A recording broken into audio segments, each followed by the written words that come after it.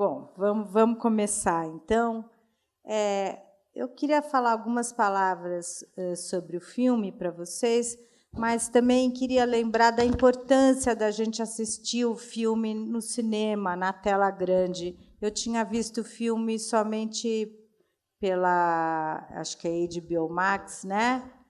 E na televisão, mesmo tendo até uma televisão razoável, digamos assim, ele não tem o mesmo impacto emocional que ele tem quando você assiste o filme aqui. Então, quando eu vi o filme a primeira vez, escolhi o filme, eu falei, é um bom filme.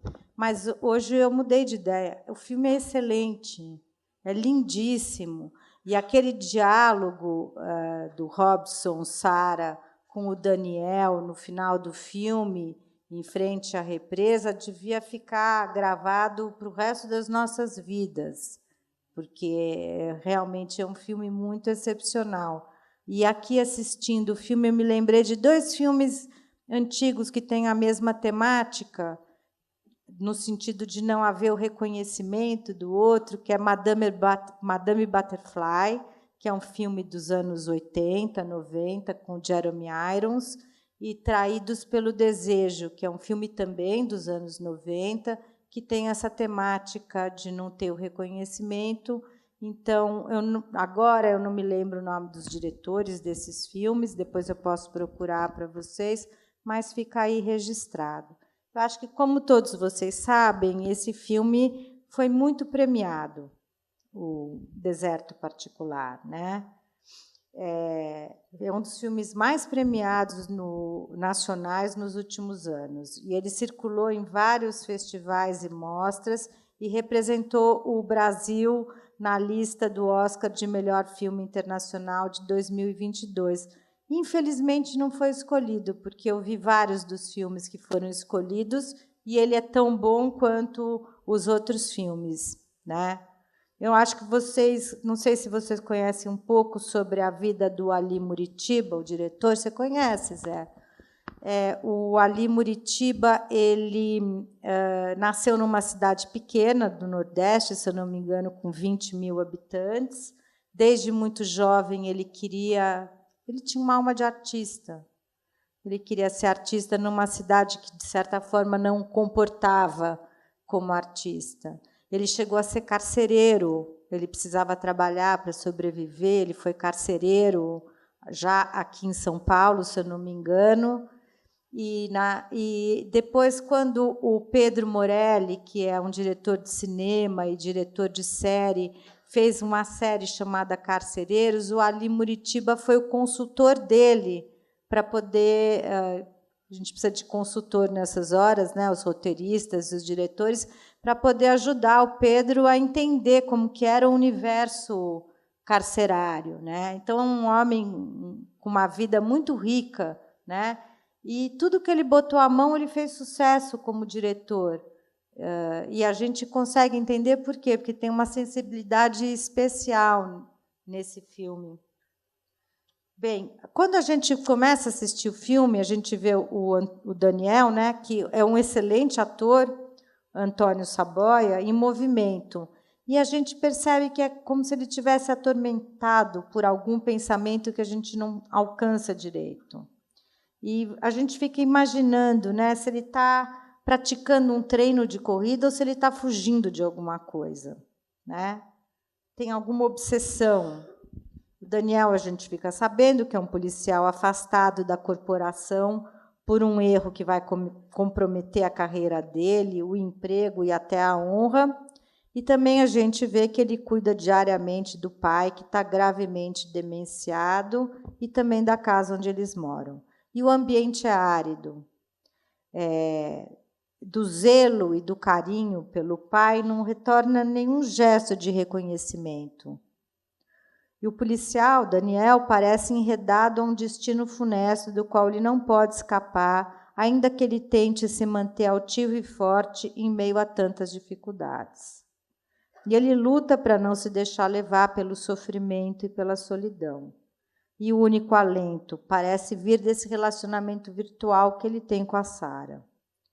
Até que as mensagens cessam e ele fica obcecado pela ruptura abrupta e sem explicação e decide procurá-la. E assim inicia a viagem do sul ao nordeste em busca de respostas.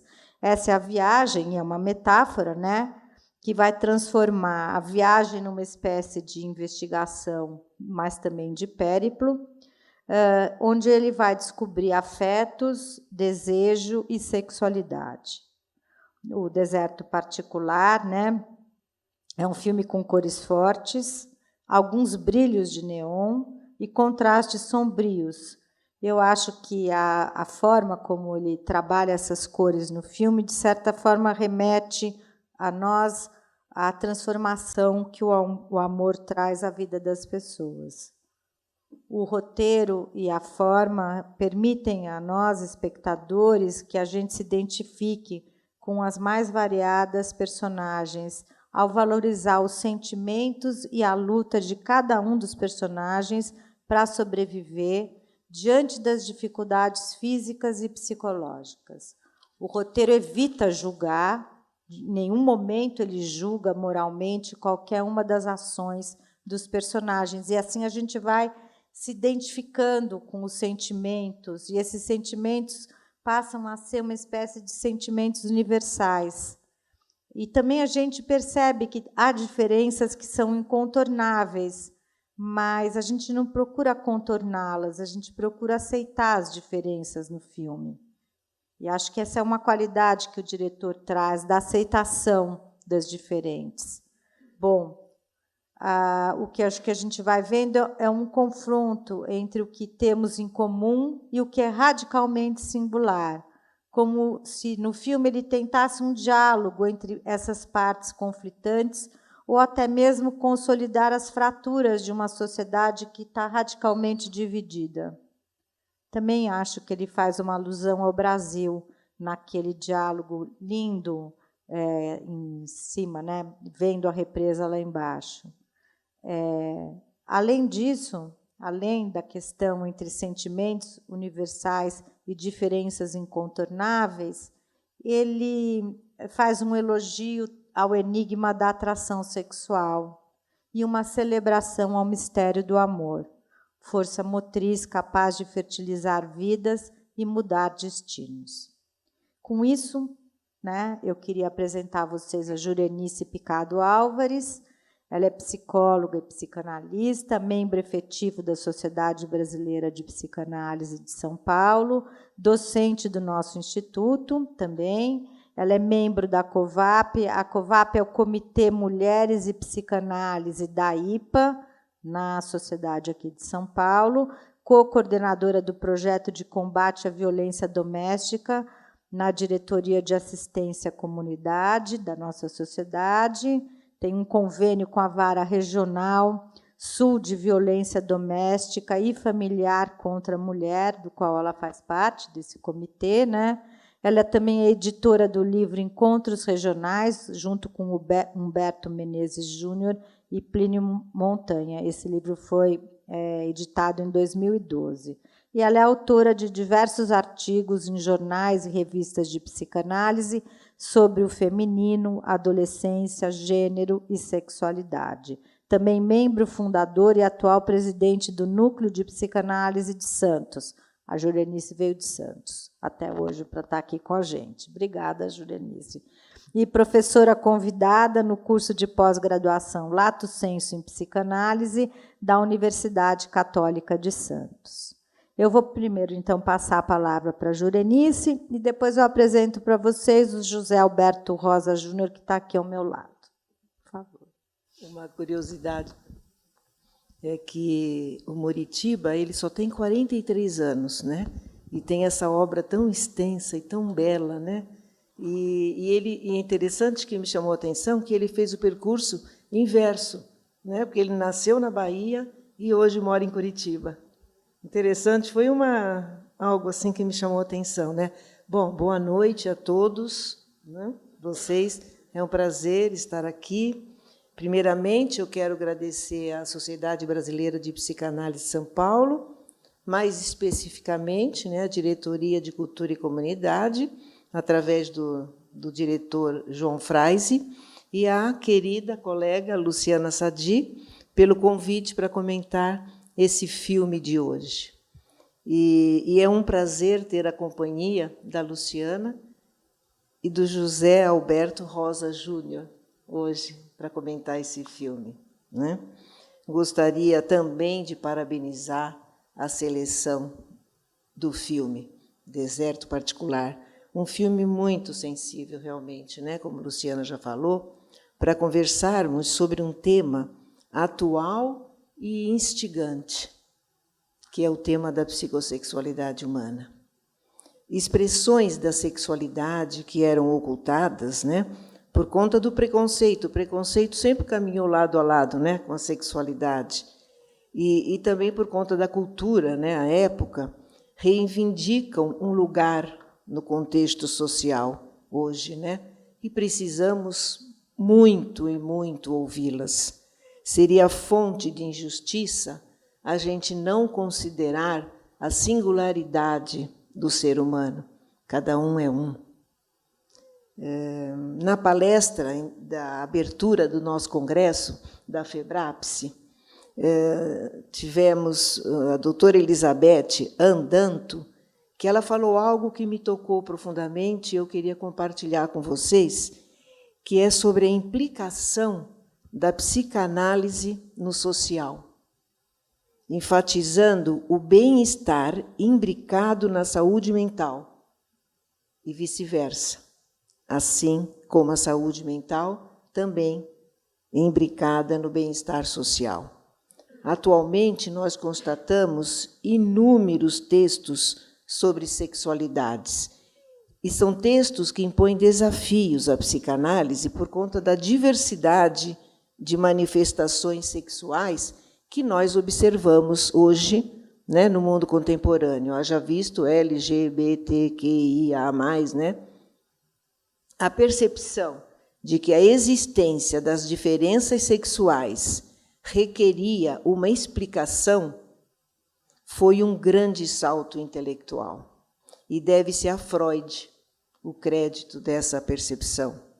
O mais importante na obra de Freud é a descoberta da sexualidade, estudado e atualizado por ele no decorrer de todos os textos da sua obra, ele estudou. Um tema extremamente necessário na contemporaneidade que nos alerta para a aquisição de um pensamento reflexivo, que é o que nós devemos ter. Um pensamento reflexivo que gere indagações sobre as questões de gênero e sexuais. Falar de gênero não é o mesmo que falar de sexo. O essencial da sexualidade humana está na dimensão inconsciente. É psíquico, ligado à constituição da subjetividade. Isso independente do organismo ser masculino ou feminino, como no caso do transexual, enquanto a identidade sexual corresponde à orientação sexual. Assim, uma pessoa trans pode ter uma orientação sexual hétero, como no caso da Sara, e também pode ter uma orientação sexual homo, bissexual, assexual, são coisas diferentes, né? Deserto Particular traz uma história de amor e de encontro consigo mesmo, revelando aspectos acerca da constituição dos laços efetivos, que evidenciam questões subjetivas. O conceito de gênero foi consolidado a partir de 1970, em várias áreas, na sociologia, antropologia, filosofia, na cultura como um todo, provavelmente tendo como ponto de partida o movimento feminista, a partir da França, em particular do livro da Simone de Beauvoir, O Segundo Sexo, né, que celebrizou a frase: ninguém nasce mulher, torna-se. Né? Ninguém nasce homem, torna-se, por aí. O gênero ele é constituído por comportamentos, preferências, interesses e posturas, incluindo a forma de se vestir, andar, falar, socioculturalmente estabelecidos, configurando a masculinidade e a feminilidade, que podem não corresponder à identidade sexual que é estabelecida pela anatomia. Butler, Judith Butler, ela trata, é uma filósofa americana, né, dos Estados Unidos, e ela é professora na Universidade de Califórnia, e ela trata o gênero como performativo. Ela afirma que a orientação sexual ou de gênero é resultado de um construto social. Não existe papel sexual inscrito na natureza humana. Um aspecto essencial do pensamento psicanalítico é que, desde Freud, existe a preocupação com o desenvolvimento da psicossexualidade humana. Até o final da vida dele, Freud assinalou que a bissexualidade, que é algo presente, né, na disposição biológica inata dos seres humanos, era um elemento fundamental na psicologia humana, normal e anormal. No início do filme, na corrida, Daniel parece inquieto. Metaforicamente falando, parece que ele corre do sentimento, né? Corre do envolvimento do amor e do encontro consigo mesmo. Ele se percebe apaixonado por Sara, com quem se relaciona virtualmente e se expressa no campo do corpo, né? Do físico, do sexual, aqueles beijos molhados, envio de nudes, mas não se declara apaixonado. Sara é uma mulher trans que precisa esconder sua identidade de gênero. E foi enviada à sua avó por seu pai, quer dizer, um homem repressor, para que a avó a conserte. Sara mora no interior do Brasil, cuida da avó, tem uma amizade com um homem gay e uma religião opressora. Os dois são cuidadores, né? Um da avó, outro do pai, né? A psicanálise mostra como no ser humano a anatomia é impregnada de elementos fantasmáticos. Temos um corpo que a anatomia descreve, que é o instintual, né, que é o corpo biológico, e que a fisiologia trata das funções. Um corpo que é cena de conflitos pulsionais, o corpo erótico. Um campo para compreendermos a diferença dos sexos motivadas por pulsões. Muritiba, o diretor do filme, traça uma jornada transformadora de desenlace de conflitos, tanto para Daniel como para Sara, uma história de amor que vence com preconceitos. Aproveito para salientar a beleza da iluminação e da fotografia, que traz uma estética padrão como um cartão postal, né? Várias na estrada, ele no quarto, assim como a música, que traz o total eclipse do coração. Conforme ele o trouxe, né? Daniel é um policial exemplar, afastado de suas funções devido a um ato contra o juramento da profissão. Ele está sob investigação após um vídeo de abuso de autoridade contra um recruta, um ato de violência policial. Esse também é uma questão. O que coloca sua carreira e honra em risco, e sua vida pessoal, profissional, fica em suspenso. Enquanto a pessoal, encontramos um filho zeloso, que cuida do pai, um ex-militar que perdeu a memória. Podemos pensar que Daniel recebeu uma educação rígida, que o tornou um homem endurecido e conservador. Ao mesmo tempo que, em alguns momentos, surgem sinais da sua sensibilidade e ele consegue um contato com a emoção, mas não se sustenta, né? Não consegue. Como quando, por exemplo, ele diz que não entraria com o pai lá no trabalho porque ele queria poupar o pai, porque o pai não reconheceria as pessoas, né? Também quando ele visita no hospital. O que ele manifesta são rompantes, violência, uma impulsividade que não permite que ele pense sobre o que ele sente.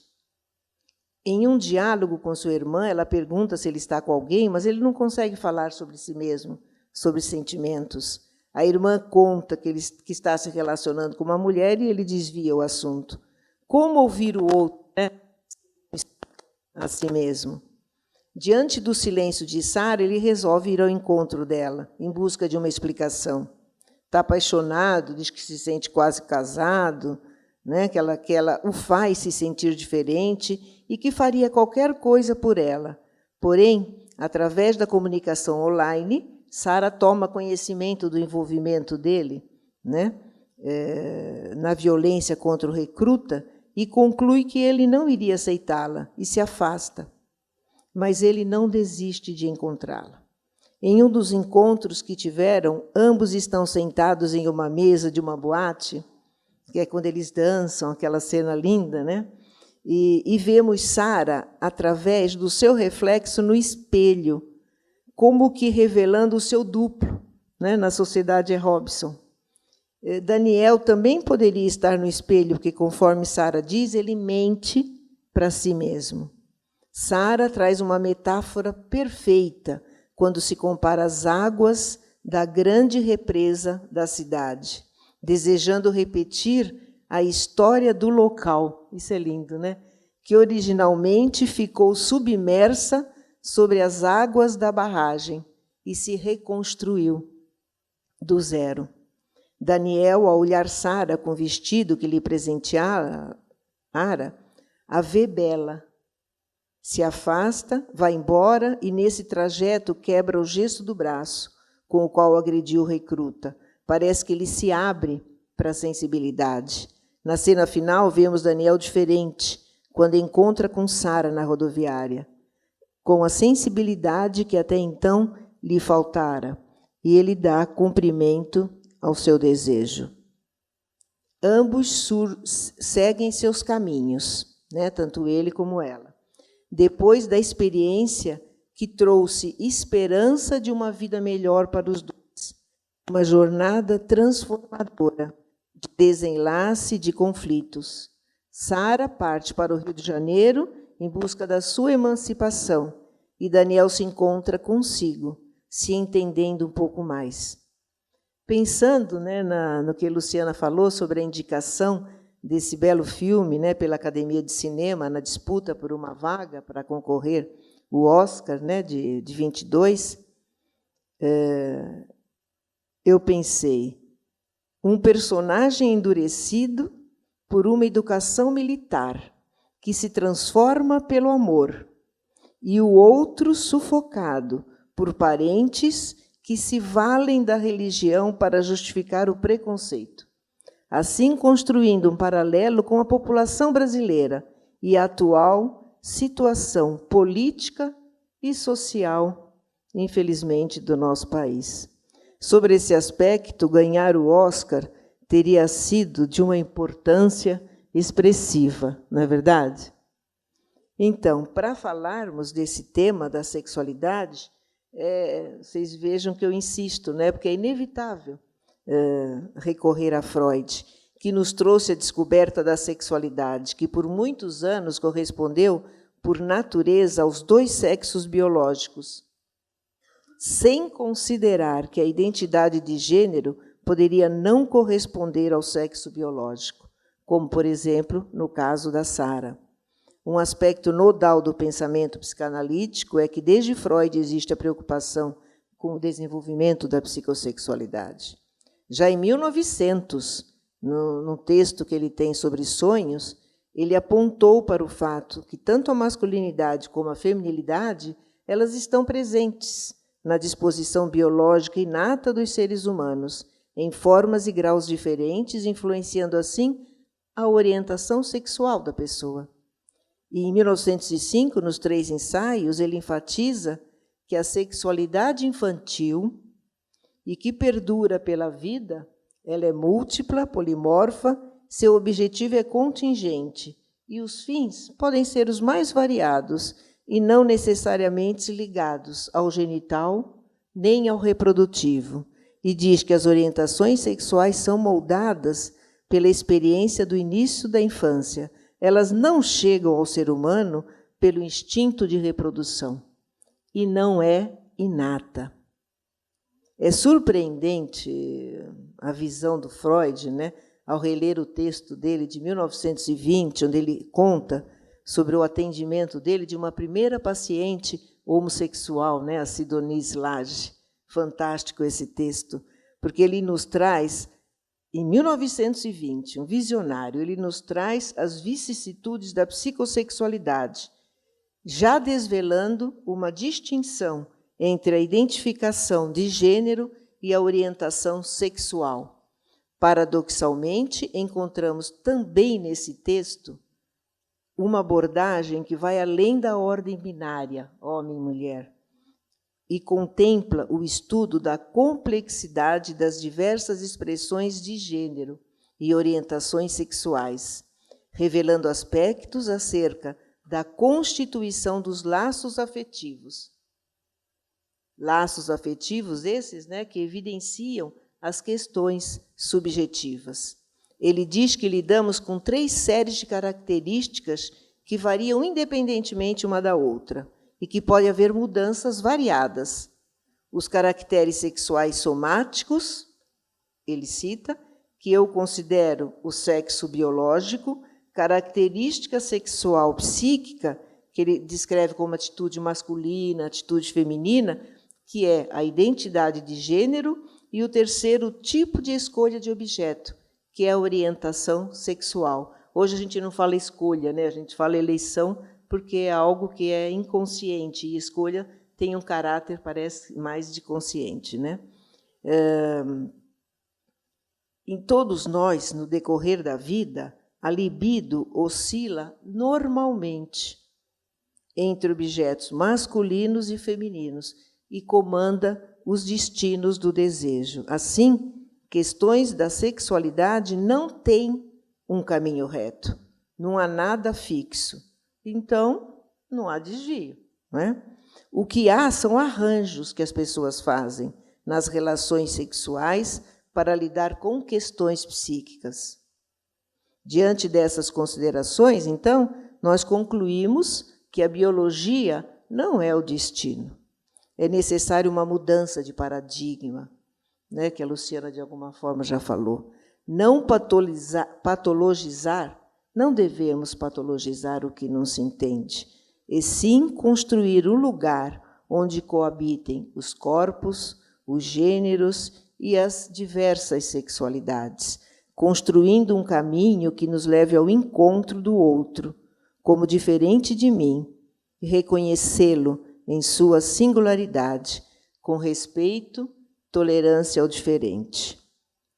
E aí, eu fazendo essas observações, eu me lembrei do Fernando Pessoa, quando ele escreve Tempo de Travessia, que eu trouxe para vocês. Há um tempo em que é preciso abandonar as roupas usadas, que já têm a forma do nosso corpo, e esquecer os nossos caminhos, que nos levam sempre nos mesmos lugares. É o tempo da travessia, e se não ousarmos fazê-la, teremos ficado para sempre à margem de nós mesmos. Obrigada. Belíssimo poema.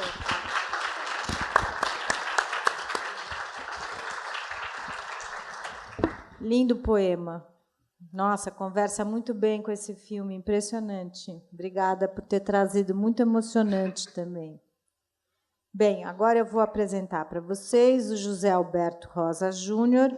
Ele é doutor em psicologia pelo Instituto de Psicologia da USP, psicólogo clínico, professor da Universidade de São Judas e responsável pelo Ânima Plurais São Judas, Núcleo de Cultura de Diversidade da Ânima Educação.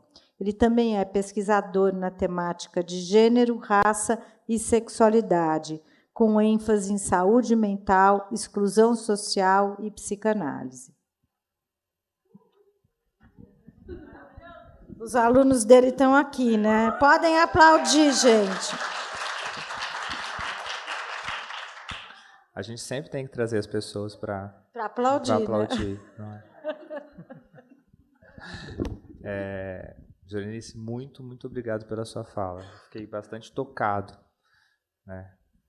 E acho que é um filme sobre amor. Eu preparei algumas coisinhas só, então acho que antes de começar, agradecer à Sociedade de Psicanálise e à Folha de São Paulo por iniciativa, né? Que pena que são nas terças-feiras, mas eu acho incrível desde de quando começou nesse projeto. Então, agradecer em nome também aqui para a Luciana Sadi, essa mediação, por fazer todo o trabalho dentro do núcleo na sociedade. Eu queria também agradecer a Pedro Fazanaro, né, uma pessoa não binária, atriz ou ator, né, nordestina, que disse uma vez numa matéria de que dentro do meu corpo cabe uma infinidade de possibilidades. Pedro faz Sara, faz Robson, e para mim Pedro é a artista que dá esse lugar, como o Ali, né, Muritiba, que faz esse caminho mesmo, né, Nordeste, Sul. Pedro mora em Natal, Pedro mora com a avó, né, cuidadora da avó. E acho que agradecimento maior à arte, né, que resiste em um mundo tão duro como o atual. Né? Talvez por essas durezas todas, né, infelizmente, não tenha conseguido entrar para o nosso Oscar. Estou olhando o tempo, porque todo mundo sabe que eu falo muito. Então, eu te corto, se precisar. Por favor. Não é lacaniano o corte, não, né? Então, quem é Daniel? Quem é Moreira? Um filme sobre reivindicação de nomes. Isso também aparece quando Sara entra em cena. E para mim, o ponto inicial que me toca e me toma é a discussão sobre o lugar da masculinidade. Esse indivíduo que vive em sociedade, esse indivíduo que pode transformar a sociedade, e não só a sociedade que transforma esse indivíduo. Acho que esse é um lugar de reivindicação atual. E isso graças aos movimentos feministas, graças à discussão de gênero, graças a John Scott, que cria esse conceito, né, de gênero, que vai falando dessa construção social. Mas, para mim, né, vem uma questão, até por conta, né, de nós aqui, nesse palco, saber qual que é o papel de nós, pessoas cisgêneras, dentro deste debate. Então, para mim é fundamental entender como nós, cisgêneros, precisamos nos haver com essa violência que nós praticamos na sociedade. Então, recentemente, a Cida Bento lançou um livro, né, chamado Pacto da Branquitude. E aí, usando um pouco, né, esse nome que a Cida Bento coloca, a minha pergunta é qual que é o pacto da cisgeneridade? Qual que é o pacto da heteronormatividade? Que é esse o grande problema que a gente tem, essa imposição de que as pessoas precisam ser cisgêneras e a imposição também da heterossexualidade, essa que é compulsória. E falando de masculinidade, eu me lembrei do início de um livro do Richard Miskolci, que eu vou ler para vocês, que para mim tem tudo a ver, mas acho que nem é só para mim, é tão escancarado, que ele começa no livro chamado Teoria Queer, um aprendizado pelas diferenças, dizendo: começavam aí as brincadeiras, nos quais os meninos mais robustos empurravam os mais frágeis para a fila feminina. Espaço desqualificado em si mesmo. Só sossegavam diante do sinal para o hasteamento da bandeira cantando o hino nacional. Depois, entrávamos na sala de forma ordenada, marchando feitos soldados em miniatura. Por fim, levantávamos em sinal de respeito, esperando pela entrada da professora, uma senhora rabugenta e conservadora. Na sala, as carteiras eram colocadas em ordem rígida e a ninguém era permitido trocar de lugar. Continuando um pouco avante, ele vai dizendo: ele está contando sobre a sua experiência. A masculinidade se confundia com a violência, em um jogo injusto e cruel para meninas. E acho que aí é o ponto mais interessante, porque, né, a gente vai falar da Sara, mas a gente vai precisar falar também do Daniel, né? O jogo era injusto para as meninas, mas também para os meninos, que, como eu, não gostavam de futebol. Tampouco queriam emular o comportamento dos adolescentes que, com 18 anos, adentravam na vida adulta, vestidos em uniformes do serviço militar obrigatório. Foi nele que vi um dos meus primos, antes amoroso, ser brutalizado até se tornar o que se compreendia como homem de verdade. Aquele que dominava as mulheres e desprezava bichas. Um homem de verdade, hoje percebo, era o que impunha seu poder aos outros e a si mesmo, à custa de sua própria afetividade. O pai sargento, o idoso que necessita de cuidado, e a única fala desse sargento, que é Maria, e o filho dizendo, saudade dela balançando esse pau murcho, é a única fala que ele tem, né? É a única relação possível ali de fala desse sargento, né, que está inválido, né, que está neste momento precisando de um cuidado desse filho. É interessante porque isso também vai aparecendo em outros lugares, principalmente quando tem a ligação para o pai sargento, né? Que é quando ele desce do carro, pede para a irmã chamar o pai, e ali é um momento que ele vai com muito engasgo, incômodo, choro, o telefone no bolso, o gesso retirado, e parece que retirar o gesso é assim, o reencontro, né, que ele tem consigo, mas que ele pode também ter o encontro com amor, com a Sara e com o Robson. É interessante perceber que esse filme é feito nos silêncios. Um destaque é ao silêncio também da sexualidade da irmã. É ela que pode romper com isso, né? É ela que pode dizer, eu quero parar com essa violência, ela diz. Né? Na frente do pai, né? Dane-se esse pai. Né? Esse pai que é o mesmo pai sargento, mas que para ela não faz nenhum sentido, ela pode ali. Se porque ele está inválido, né, ou é incapaz de espancá-la, pode ser uma opção. Né? A gente vai falar, eu vou falar um pouquinho de espancamento aqui. Né?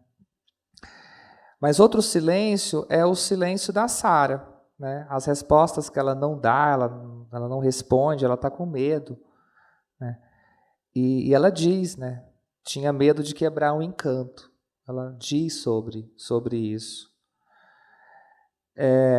Eu vou falar para além da transexualidade da Sara. Eu acho que eu não sei nem até que ponto que essa transexualidade, é óbvio que o diretor coloca, né, tem isso tudo na Sara, mas eu fiquei pensando, né, para além da transexualidade dela. Né, talvez isso nem fosse possível naquele contexto, né? Tem uma pergunta, quem sou, né? Quem eu sou? E ela diz, Sara, Robson, tanta coisa, um monte de água prestes a arrebentar e correr solta por aí. Mas ainda não correu. Né? A sociedade ali colocada vai proibir também a própria, né, identidade de gênero dela. É impossível, né? Ao amigo bicha é relegado o espaço do salão de beleza. Ela não pode ser. Ela trabalha, né? O Robson trabalha como carregador, né? Carrega ali toda essa dor que está consigo. A sexualidade é monitorada nos corpos desviantes, né? Não é de agora, mas toda a sexualidade que é o tempo inteiro monitorada. É monitorada a sexualidade pelo pai, que expulsa de casa com a surra, que leva para a avó que acolhe. E aí eu fiquei pensando, expulsa? Talvez não. Ela diz, eu prometi que eu não que eu não ia deixar ninguém te fazer, né, sofrer. E ela diz, vai, porque é melhor. O pastor, né, e aquilo que a gente comumente chamou de cura gay, mas que na realidade, neste caso, né, é a cura da transexualidade, essa que a gente ainda vive em 2022, né, em alguns manuais, em algumas práticas, com alguns profissionais, né, e a gente precisa ficar muito atento com esse pacto, né, da cisgeneridade, que também vai colocando esse problema. O pai diz, tua avó vai te consertar. A avó diz, alguém te viu vestido assim? O Daniel diz, você esqueceu sua carteira, o documento de identidade. Né? E aí tem uma cena para mim muito incrível, que é a cena com o irmão na igreja, e que ela diz, você parece feliz nessa foto. E esse é o questionamento que ela faz. Uma mulher muito porreta, porque ela vai dizendo, ela vai enfrentar esse cara que poderia ter batido nela, né? Mas que por alguma razão, né? E acho que é interessante porque o filme ele começa e ele demora a vir, né, o nome Deserto Particular. Ele vem na hora certa, ele vem na hora que ele entra na possibilidade de mergulho em si. Até então ele está falando de outros espaços. O que é interessante é que o sorriso do Daniel aparece no filme em alguns momentos, e todos esses momentos é quando ele está com a Sara, e quando ele também transpõe esse desejo pela Sara, né, e também vai ver esse desejo independente da performance que ela tem, se com o único cabelo possível, né, dessa pessoa que não pode ter um cabelo grande, dessa pessoa que sequer pode existir, né, mas que tem o mesmo sorriso e o mesmo carinho, né, o mesmo lugar de amor que ele consegue se colocar ali para aquela personagem, né, para Sara, para o Robson, né, e aí pouco importa nesse lugar. Eu vou insistir, né, naquilo que foi proibido, né, de existência, né, desse carregador, né, desse trabalhador que diz, né, que pergunta para o amigo, para onde você vai? E ele diz, qualquer lugar bem longe daqui, é lugar que eu possa existir. Esse lugar que precisa ser sempre para longe. Então, a questão da LGBTfobia, a questão desse pacto que a gente vai fazendo, né, na construção de uma sexualidade, de uma identidade de gênero, que podia ser mais simples, né? Não tem nenhum problema de quando nós cis designamos o gênero de uma criança ao nascer. A gente designa, dentro dessa lógica, uma menina, ela é reconhecida como menina por conta da genitália, né? O menino é reconhecido por conta da genitália. Isso não é um problema. A gente pode continuar designando sempre. A questão está em outro lugar. A questão é quando aquela criança reivindica uma identidade que não é aquela designada. É nesse ponto, né? É nesse ponto de que a gente afasta o ponto de homem e coloca o homem cis, né? Assim como a gente fez, afastando o ponto do homem, colocando o homem trans. Essa foi a reivindicação feita, né? Ali, muito anterior.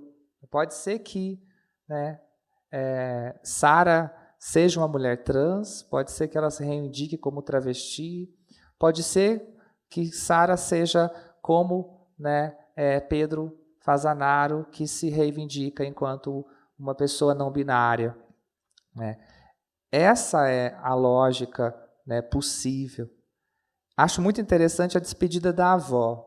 Acho importante as malas no quarto, acho esse olhar acolhedor, acho importante esse espaço desse amor mesmo, né? Desse amor que vai sendo colocado. E a busca da Sara, né, a busca que o Daniel faz da Sara é uma busca muito interessante, porque ele vai atrás dela, né? Inclusive, ele deseja, né, aquele corpo, né? ela enfrenta ele e ele pede o vestido, mas ele só consegue transar com aquele vestido ali. Não na lógica do fetiche, mas na lógica é aquele vestido que devia estar na Sara. Mas que bom, ele realiza isso. Os dois realizam isso. Eles transam na rodoviária. Né? E ali não é a Sara pensada por ele. Né? Ali é uma pessoa de cabelo curto, é uma pessoa que não está com aquele vestido e tem muito desejo. E acho que esse é um ponto importante nestes encontros que eles têm. A delicadeza do Daniel quando devolve o vestido para Sara. No filme vai dizendo, será que ele vai sair, vai bater? Será que ele vai sair correndo? Não, ele vai cada vez mais aproximar dela. Na carona, no levar para pegar o vestido, no entrar na casa do amigo bicha, alguém aí que, de uma construção social, de que espancou um recruta. Não dá para saber por quê, mas um espancamento, da violência que é aprendida até a gente chegar, numa viagem para o Rio, na escolha de um lugar bonito, e que, para mim, vem com uma pergunta. Qual que é o futuro esperado da Sara? Qual que é o futuro esperado das Saras? Ou dos Pedros? Pensando no Brasil que a expectativa de vida de uma travesti, mulher trans, é de 35 anos de idade, qual que é o futuro esperado? O que a gente deseja? E acho que esse é um ponto muito interessante do Ali Muritiba, porque eu tenho certeza que vocês estão desejando a felicidade da Sara. Não é assim que funciona normalmente. Qual que é o futuro esperado? Quando a gente vê essa mulher trans na rua, quando a gente vê essa mulher trans no supermercado, qual que é o futuro esperado para ela? Qual que é o nosso pacto feito, que faz com que a gente aceite essa violência? As violências. Ele diz, estou pensando em ficar e virar pescador que nem seu avô. Então, e ela pergunta, o que você quer, Daniel? E ele pergunta, o que você quer, Sara? E aí tem sexo, tem amor, tem sorriso, tem colo, porque é interessante também, porque tem um colo, uma noite inteira, de alguém que está velando o sono da amante, velando o sono do amor, até acordar com o psil. Então, isso para mim é um ponto fundamental de entender como a pluralidade vai sendo percebida na existência, na possibilidade de estar aqui, e como nós, no filme, a gente fala, que legal, que bom, que massa. E o que a gente faz no nosso dia a dia, quando a gente olha para o lado e vê quem a gente vê. Hoje de manhã, estava falando num grupo de uma escola aqui lá que eu organizo, e aí, assim, onde estão as pessoas trans nas nossas festas de aniversário? Onde estão as pessoas trans nos nossos trabalhos? Onde estão as pessoas pretas nas nossas festas de aniversário? Onde estão os amigos LGBT no nosso aniversário? Porque o nosso aniversário é a melhor coisa que a gente faz na vida. Então, eles estão nesse espaço? Ou eles estão ali? Que bom que a delicadeza do Ali Muritiba, de ter feito, construído todo esse espaço de existência da Sara. Acho que é isso. Obrigada, Zé.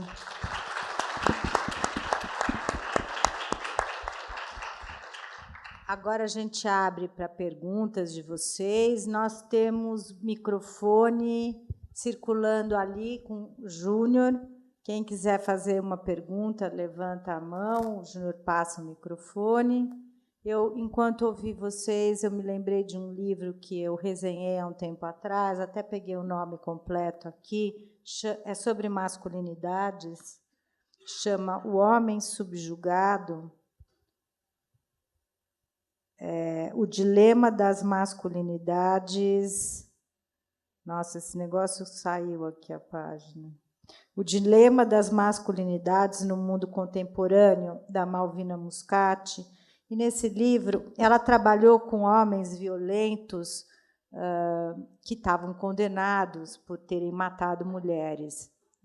Ela trabalhou por muitos anos com esse tipo de violência masculina, e ela dizia que depois do trabalho, ela é psicanalista, depois de anos trabalhando, alguns homens falavam: nossa, mas se eu soubesse disso, talvez eu não tivesse matado minha mulher. E com um profundo pesar, na verdade.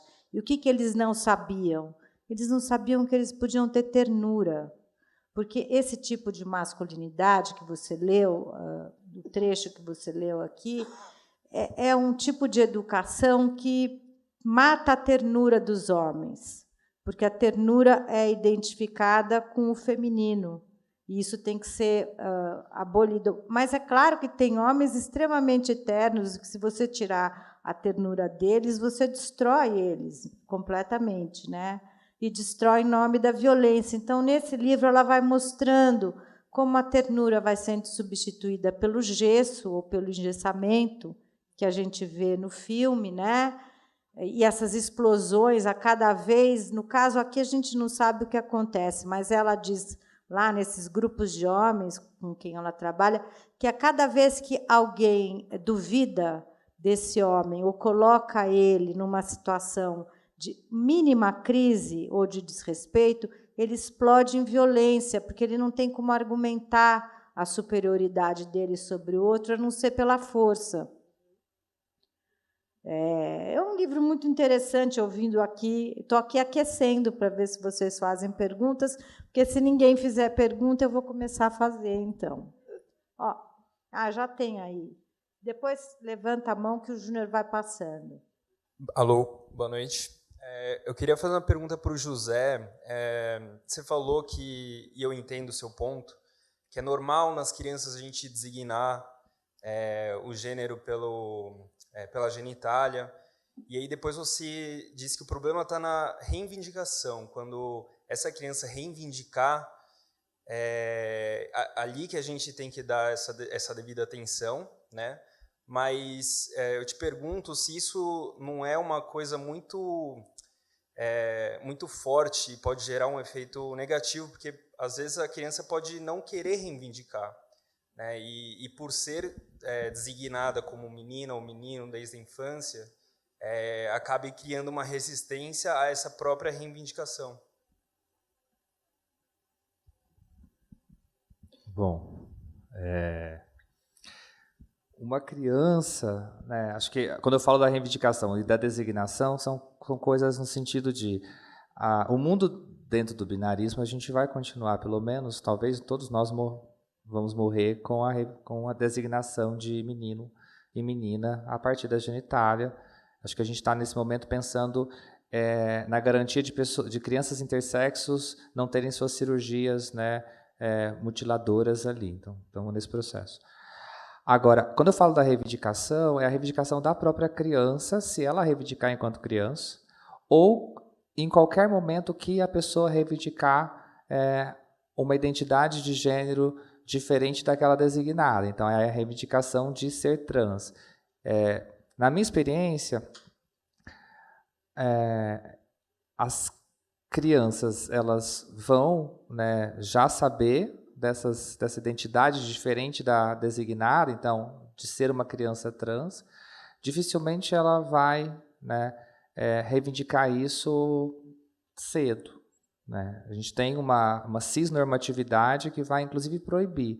É isso que faz com que adolescentes só consigam reivindicar na adolescência ou até na idade adulta, dependendo da pessoa. A questão é que, no momento da reivindicação, de quando essa pessoa disser, olha, beleza, mas eu sou uma mulher trans, ou beleza, mas eu sou um homem trans, é nesse momento que é o nosso lugar de acolhimento, a dizer, opa, porque quando quando um adolescente diz, olha, eu sou um homem trans, né, eu não sou aquilo que fui designado, certamente isso já está maturado dentro da pessoa, pelo menos no adolescente de 15 anos, pelo menos uns 3 anos, está maturado ali vivendo dentro da opressão até conseguir dizer, porque essa saída, né, ela só vem quando é possível. Agora, tem crianças que já vão conseguindo, e aí tem profissionais que vão cuidar, né, desse processo. Mas a ideia é essa, é a reivindicação da pessoa. A gente não pode, obviamente, retirar ninguém, né, de um armário. Essa é a maior violência que alguém pode cometer, é achar que uma pessoa né, LGBT e mais, e retirar ela do armário, seja da identidade ou mesmo da orientação sexual do desejo. Respondido?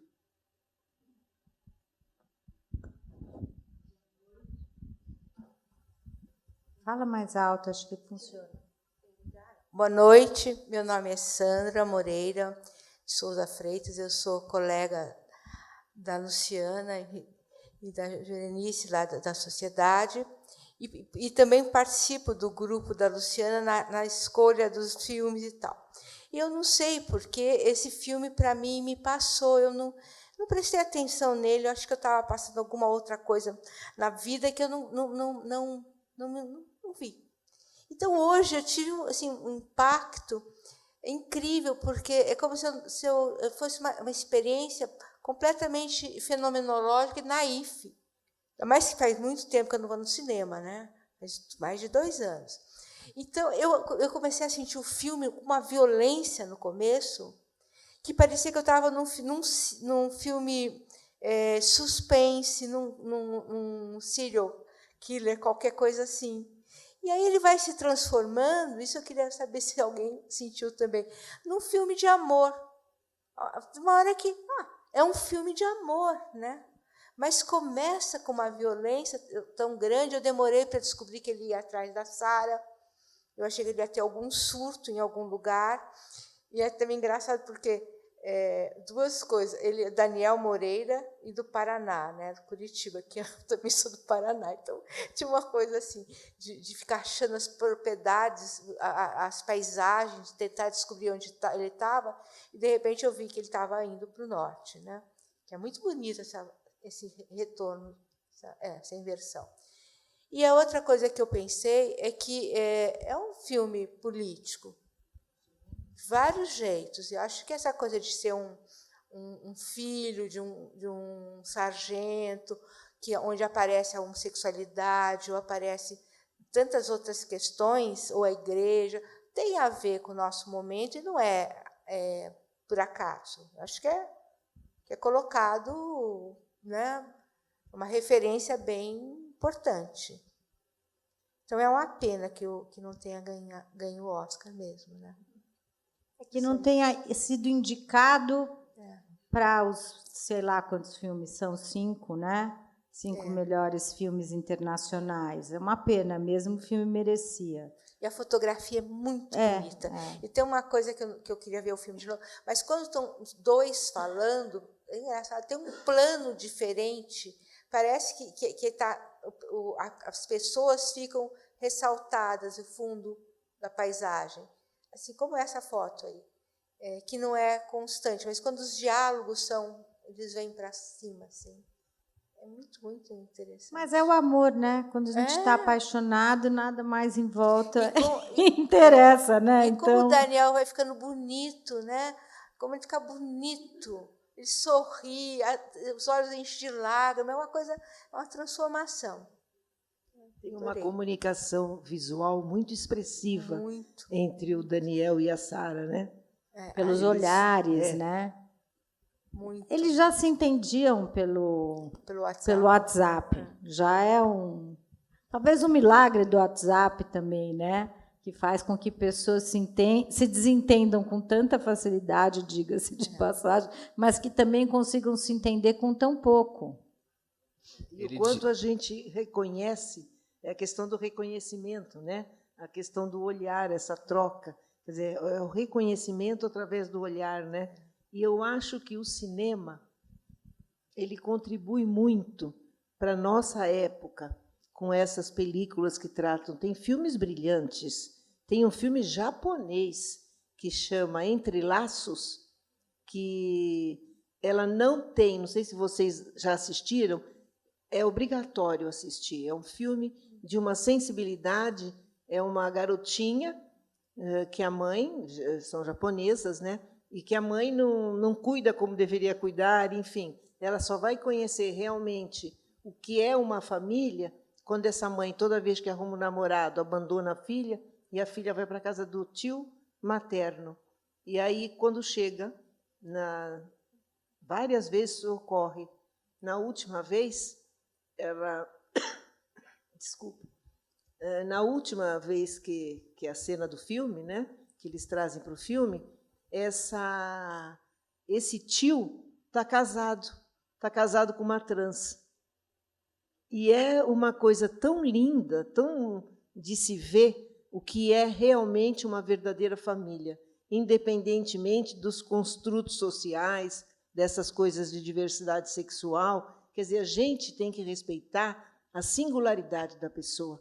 Se você já recebe uma pessoa com preconceito, você não está conhecendo aquela pessoa.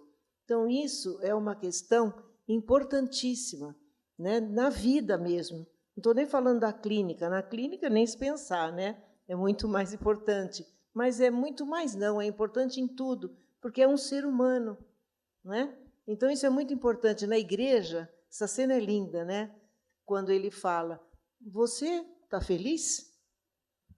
Né? Em 1935, Freud escreve uma carta em resposta a uma mãe homossexual. Ele estava em Viena, e essa mãe, em Nova York, pede que ele atenda ao filho. E não escreve que o filho é homossexual, mas Freud entende. E aí Freud responde para ela que não se converte, né? Que isso é uma questão de identidade. Então, a não ser que isso esteja incomodando, aí entra na questão da igreja, né? Você é feliz? É interessante porque ele diz para a Sara, porque a Sara questiona, né, do Daniel, sobre quem é ele, e ele diz que ela é quem mais conhece ele. E acho que isso fica muito, quem mais conhece. E para mim é o lugar do permitido. E esse lugar do permitido, isso tem a ver com a sociedade que a gente está construindo, que a gente quer construir. Me lembrou um filme da Helena Inês chamado Ralé. Ficou pouco divulgado. Um filme, para mim, belíssimo. E tem uma cena específica. Na verdade, o filme vai contando quase um acampamento, assim, um retiro. E o Ney Matogrosso é um dos atores. Ele faz o Barão, que é um cara que é meio do chá, ayahuasca, algumas coisas nesse sentido, encontra lá, tal, mas tem uma cena que é um filho, né? É um filho dele que vai servir o serviço militar, e aí o filho diz assim, o filho vai, né, para esse lugar ver o casamento do pai, e o pai está casando com um outro homem. E aí o filho, muito docemente, acho que é legal o fato de ser um cara do militar lá, mas ele muito docemente diz assim, eu sempre soube que a minha mãe seria a única mulher do meu pai. Né? Mas ele estava ali casando com outro homem. Então, esse para mim é o lugar permitido. Né? E aí permitido a gente tem a ver com uma construção.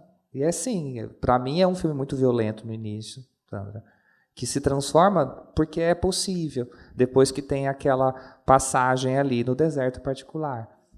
Acho que qual é o nosso deserto para isso? Temos ali uma pergunta, por favor. Mais uma ali. Tá. Oi, boa noite. Boa noite a todos. Acho que vocês já comentaram sobre uma questão que para mim ficou uma leve dúvida. Acho que seria interessante ouvir um pouquinho de cada um de vocês sobre aquele silêncio no momento em que a irmã do Daniel fala que ela está se relacionando com uma outra mulher. Acho que até ali talvez eu não imaginava que ele pudesse ter um relacionamento homoafetivo com uma trans, né? Pelo histórico que vocês já comentaram, né? Por ter sido afastado da polícia por agressão, pela criação dele e tal. E isso é descoberto meio que ao longo dali para o final, ele vai se permitindo, vai se entregando, e no final eles acabam tendo... Naquele momento daquele silêncio ali, vocês acham que já existia nele, no Daniel, ele se calou porque, de fato, ele podia dar uma resposta tipo, poxa, minha irmã, você está se relacionando com uma mulher, ou você acha que ele calou porque já existia ali nele algo, vamos dizer assim, enrustido, que precisava, que ele acreditava que ele estava se relacionando com uma mulher, de fato. Uma mulher, digo, hétero, né? Depois ele descobre, ele fala, pô, você mentiu para mim e tal, mas ele acaba se entregando. Ali aquele silêncio dele, ensurdecedor ali, o que é que para vocês significou assim? Ele calou, né? Já estava ali nele, ele só estava esperando uma oportunidade de se abrir. Essa coisa da libertação que o José falou, né? Que cada um tem o seu tempo, enfim. Você estava falando e eu estava pensando assim, o pior cego é aquele que não quer ver, né? Não tem esse provérbio, né? É interessante porque ele tem o avô também era dessa militar, o pai também, então ele traz uma dureza e um conservadorismo que ele não quer escutar aquilo da irmã. Ele não sabe o que faz com aquilo, do mesmo jeito que ele não soube o que fazer quando ele descobre que a Sara é uma trans, que ele também não queria ver, porque quando a gente escuta a voz dela, né, a gente já supõe que ali há algo, não é? Mas ele se cegava, né? Ele escotomizava e não queria ver essas questões, não lidava com as questões da sexualidade. Por isso que é um filme de amor e de encontro consigo mesmo. Ele não se ouvia. É difícil a gente pensar, né? A gente tem pensamentos, mas nós temos que pensar os pensamentos.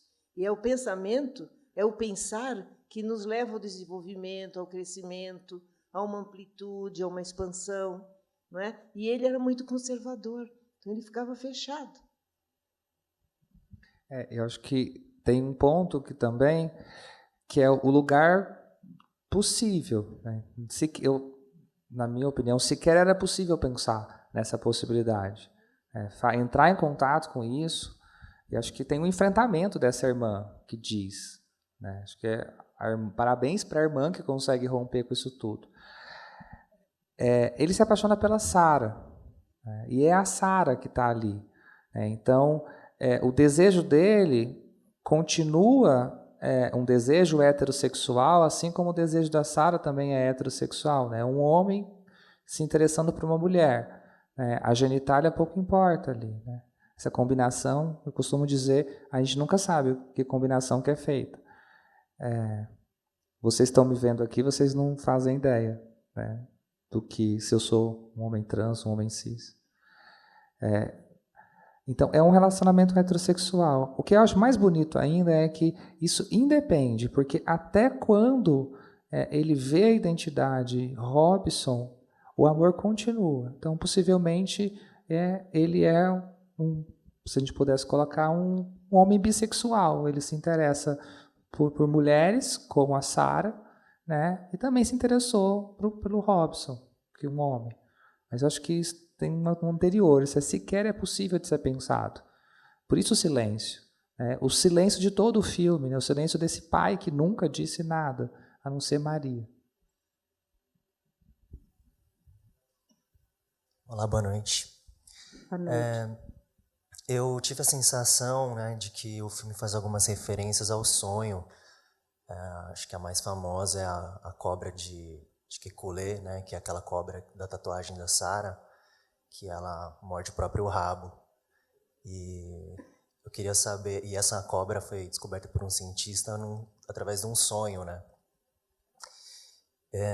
Eu queria saber como que o sonho pode ser encarado na visão da psicanálise, com essa questão da construção da sexualidade, sobre essa quebra de paradigma, se dá para fazer alguma relação.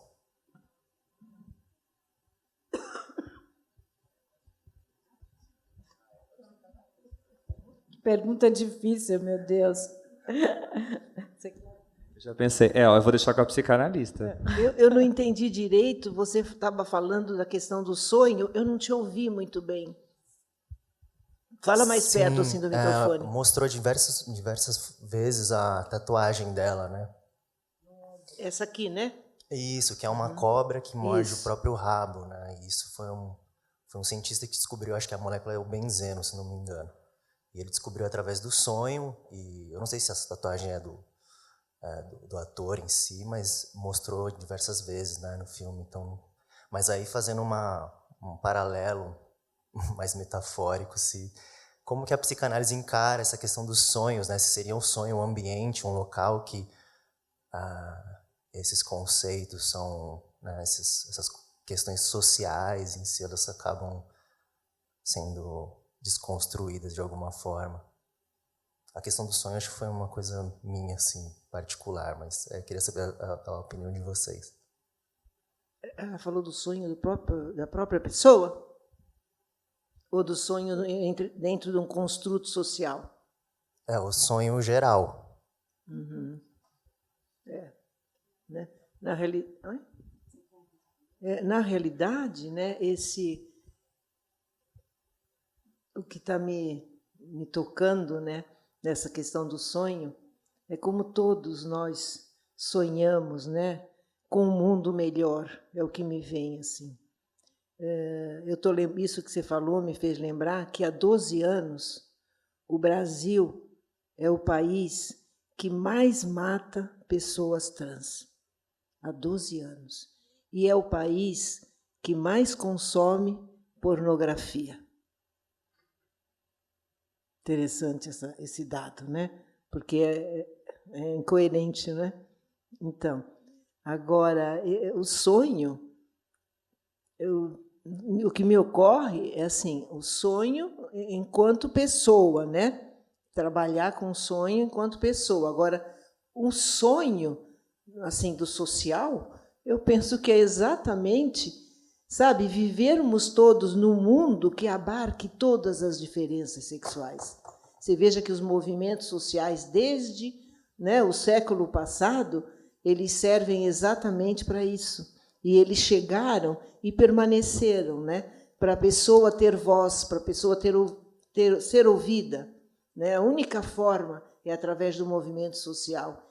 E eu acho que, se for pensar em sonho, me colocando assim no lugar enquanto ser social, é que haja uma igualdade, que a gente possa aceitar as diferenças, respeite a diversidade, respeite cada um como é, em sua singularidade. E é tão lindo, é tão enriquecedor, porque se ouvirmos 10 pessoas podem ser diferentes. A coisa monocromática, ela não é legal, né? Porque o que dá a vida é o movimento, é o colorido.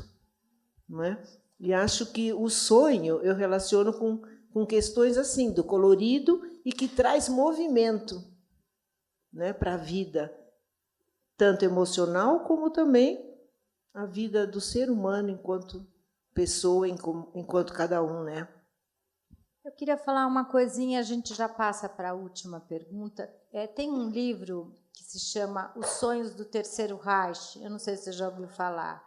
É uma autora que pega os sonhos na época do Terceiro Reich, faz uma análise dos sonhos que os alemães tinham naquela época, e ela vai falar do sonho também como uma coisa social, quer dizer, nos sonhos dos alemães, o terror já estava lá.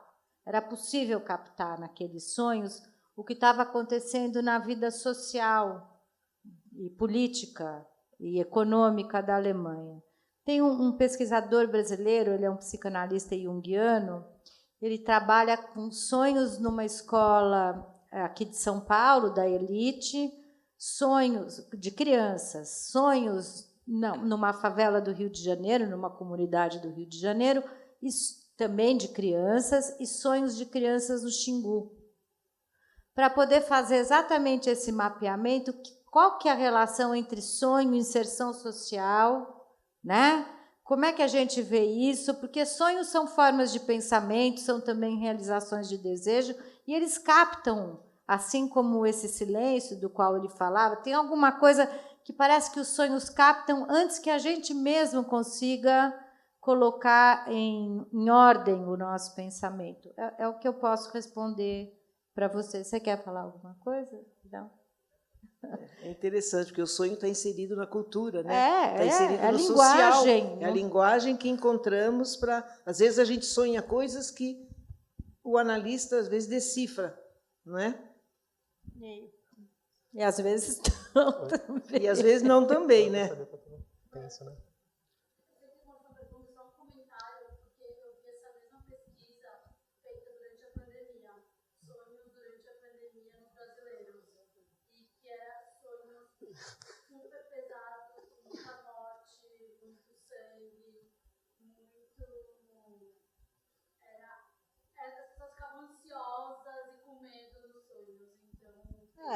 E o que a gente vê é que a saúde mental durante a pandemia naufragou, né?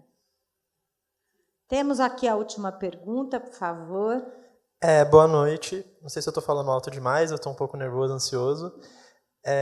Eu não sei bem como eu vou elaborar, tipo, isso que eu quero dizer, mas é a segunda vez que eu vejo o filme e na primeira eu tive uma sensação e aí eu queria saber se vocês compartilham, ou alguém aqui compartilha da mesma sensação, do mesmo sentimento em relação a Sarah.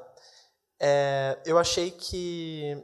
Eu comentei isso, eu trouxe um amigo para ver comigo hoje, e da outra vez, que não foi aqui que eu vi, foi no cinema, eu vi com outro amigo e depois a gente conversou sobre o filme. Que eu tive muitos momentos assim, que eu fiz um julgamento em relação a Sarah, o Robson, de que ele não foi ético, de que ele não se importou com os sentimentos do Daniel, se importou apenas com os próprios sentimentos, que ele foi irresponsável, insensível e manipulador, ou ela, né?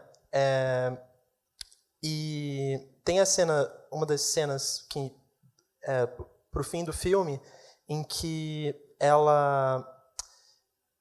ele pergunta por que Rio, ele responde porque é bonito, aí ele responde que aqui também é bonito, e aí ele retruca e diz que mas você estragou tudo. E aí a conclusão que eu tive é que, na verdade, quem estragou tudo foi ele e ela, o Robson, Sarah, porque ele mentiu, ele manipulou, o Daniel, acho que ele entrou numa espiral assim de tortura, de querer uma resposta, de querer uma justificativa do porquê dele não estar respondendo mais e estava o tempo todo online.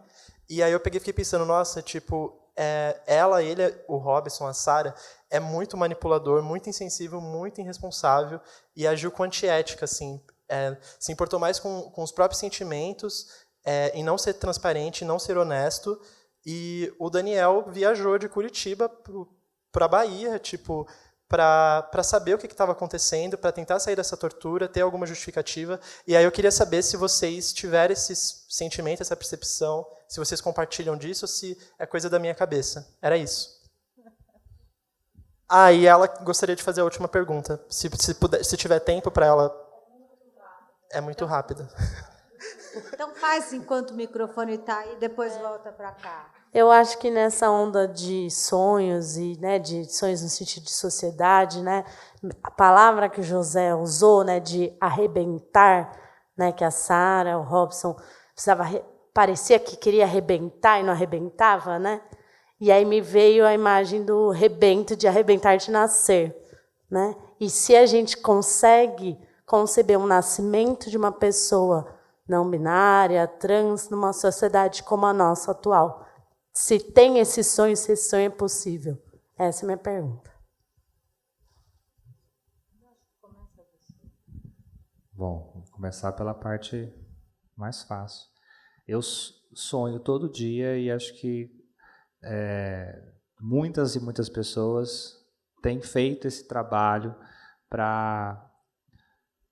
no sentido mesmo desse nascimento, né? Acho que quando eu falei do pacto de nós pessoas cis, para a gente romper com esse pacto, e acho que é uma possibilidade de nascer. Eu sonho todos os dias no meu trabalho, na sala de aula, falando desses assuntos.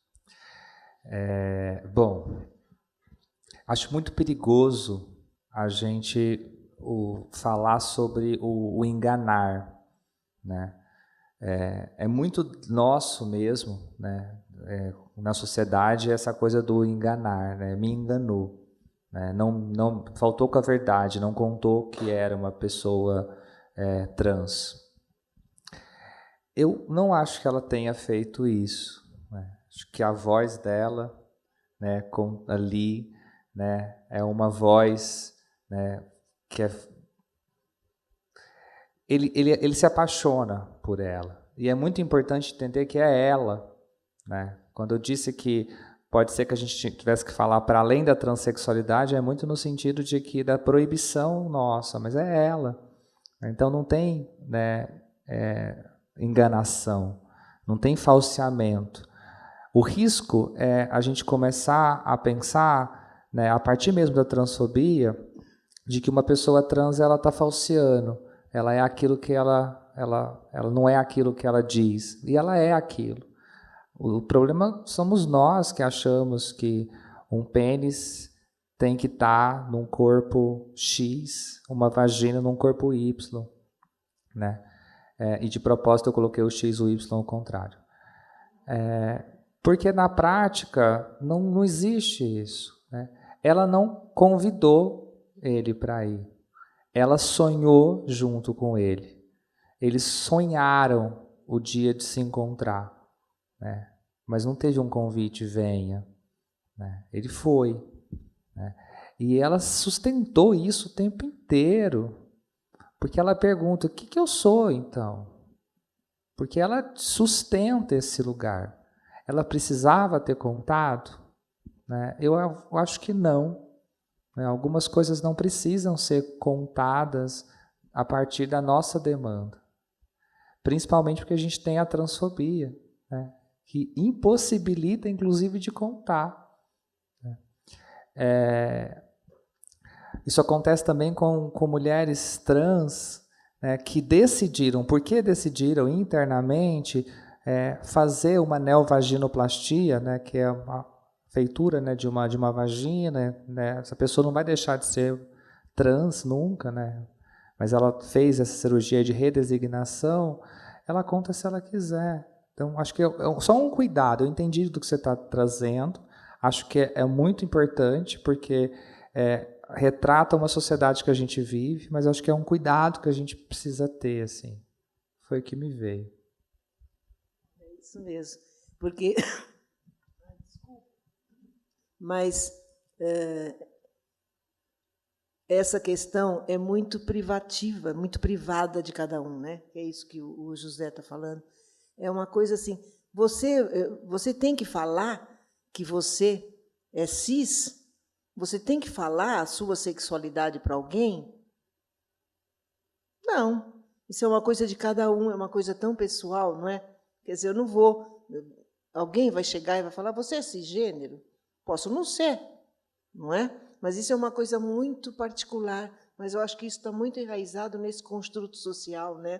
De que menina e menino tem vagina ou tem pênis, que isso tudo é uma questão cultural, não é? Isso foi uma coisa que veio pela nossa cultura.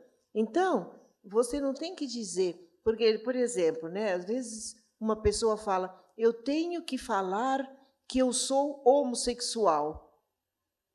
Por que você tem que falar? Você tem que falar que você é heterossexual? Você tem que falar se você é bissexual? Isso é uma coisa muito de cada um, não é? E isso vai acontecendo naturalmente em todo relacionamento, né? Seja amoroso ou não. Isso aí são descobertas, tanto pessoais como na relação. A minha leitura é que assim que ela vê o vídeo na internet, ela se apavora. E embora ela continue apaixonada, né? E acho que por isso ela não é para manipular, para ele ir até lá. Ela se apavora porque ela tem medo de ser a próxima vítima. E por isso ela se retrai, para de se comunicar para tentar se curar da paixão. Agora, eu acho a pergunta é muito pertinente, porque eu acho que a pergunta heterossexual por natureza, por que não falou que tinha pênis?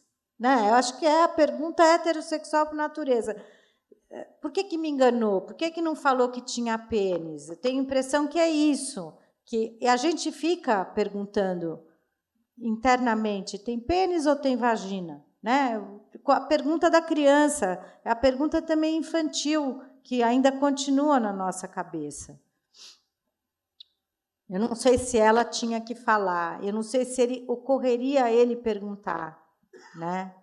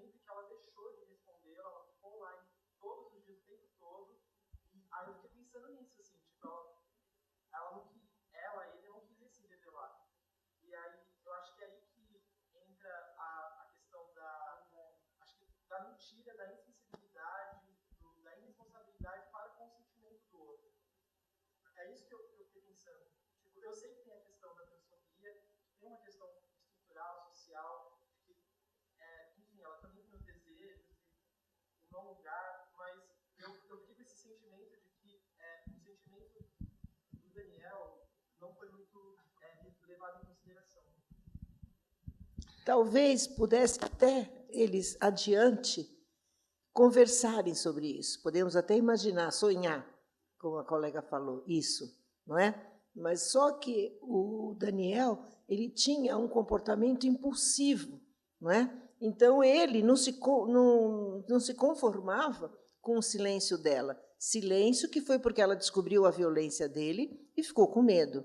E com toda a razão, porque a gente sabe, acabei de falar, né, que há 12 anos o Brasil é o país que mais mata trans. Então, quer dizer, ela se afastou. Ela teve um aspecto salutar de afastamento frente àquela violência, que sabendo como ele era frente a essas questões.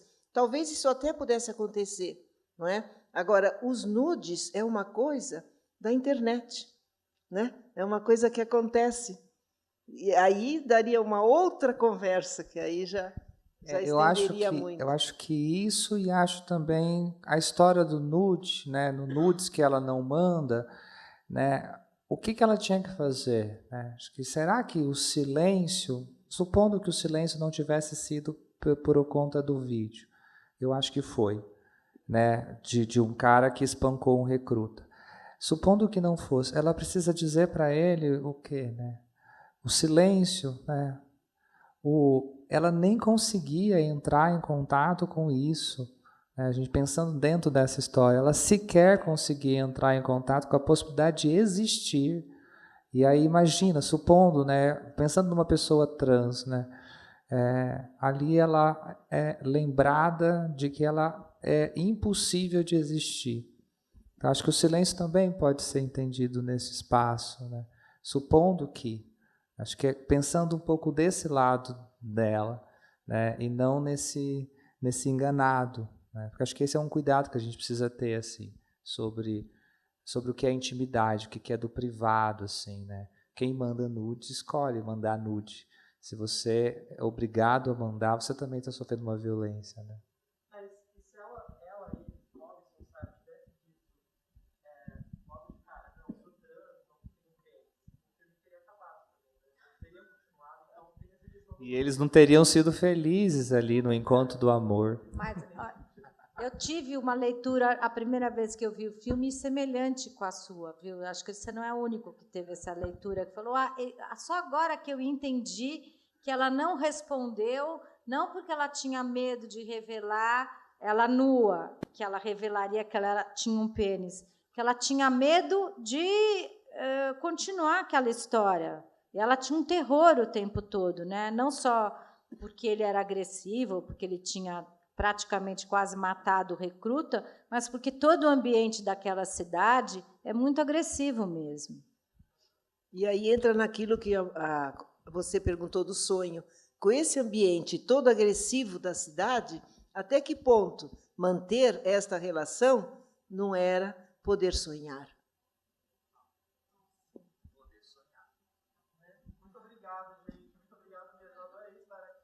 Que bom. Seja bem-vindo, venha sempre. Bom, tem mais. A gente então vai terminar agora, já passamos da hora. Vamos encerrar. Antes de encerrar completamente, queria agradecer à Folha de São Paulo, ao MIS, à Diretoria de Cultura e Comunidade da Sociedade Brasileira de Psicanálise de São Paulo, em nome do João Frais, nosso diretor, e dizer que nosso próximo filme a gente vai debater no dia 10, né, Júnior? Não. 7 de junho, e o filme vai ser o Tre Piani. Está em italiano no cinema. O filme a gente pode traduzir por 3 andares ou 3 pisos. É um filme do Nanni Moretti, é um filme maravilhoso. Eu espero todos vocês aqui.